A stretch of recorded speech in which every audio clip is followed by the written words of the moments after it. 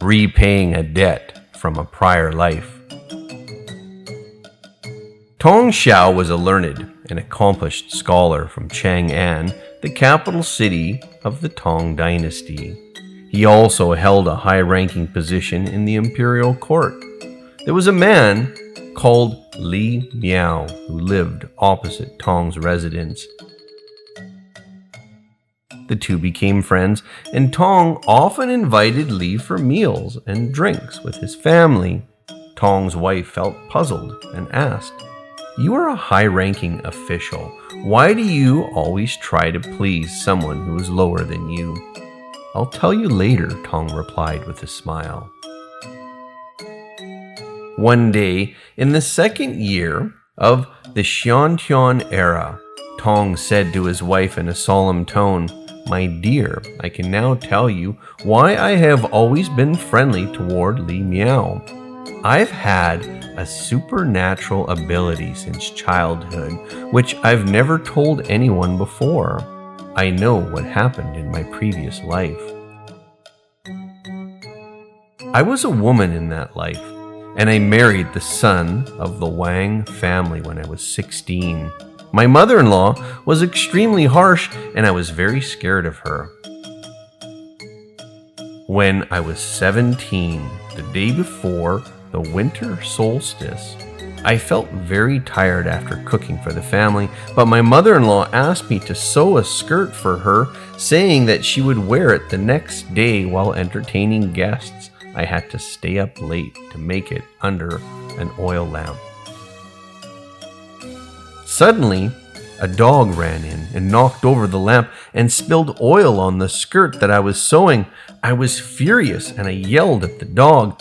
It got scared and hid under the bed. I lit a candle and tried to clean the oil stain from the skirt, but it wouldn't come off. I felt scared and angry, so I picked up a pair of scissors and stabbed the dog. I stabbed the dog's neck first, and one side of the scissors broke. I stabbed it with the remaining part of the scissors, and the dog died.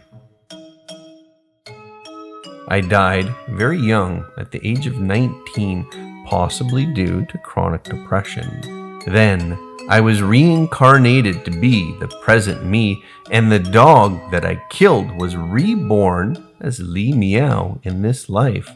I often invite him to eat and drink with us as a way to relieve myself of the guilt in taking his life. I'm going to die tomorrow, and the one who will kill me is no other than Li Miao. I have kept all of this to myself until now. You reap what you sow. This is a heavenly principle that no one can change, so please do not feel sad about what will happen to me," Tong explained to his wife. The next day, Emperor Xuanzong of Tong held a grand military parade at the foot of Lishan Mountain. 200,000 soldiers gathered with flags, and the line stretched for dozens of miles. The emperor was in such high spirits that he personally beat the drum to energize the atmosphere. Suddenly, the Minister of Defense, Guo Wanzhen, stepped forward to report on some military affairs, and the soldiers' exercise was interrupted as a result. The emperor was furious, and he ordered to have Guo beheaded under a big flag. Chancellor Zhang and other court officials all knelt down to plead for Guo, saying that he was a great national hero and he should be pardoned from death. The emperor then ordered to have Guo exiled to Xinjiao. The emperor was still angry, however, so he ordered to have Tong Xiao beheaded for his failure to maintain military order. Before anyone had a chance to plead for him, Li Miao, a general at the time, stepped forward to carry out the order. Strangely, when his blade went down the first time it broke, he had to get another one to kill Tong Xiao, just like how Tong Xiao had stabbed the dog to death with 2 scissors in his prior life.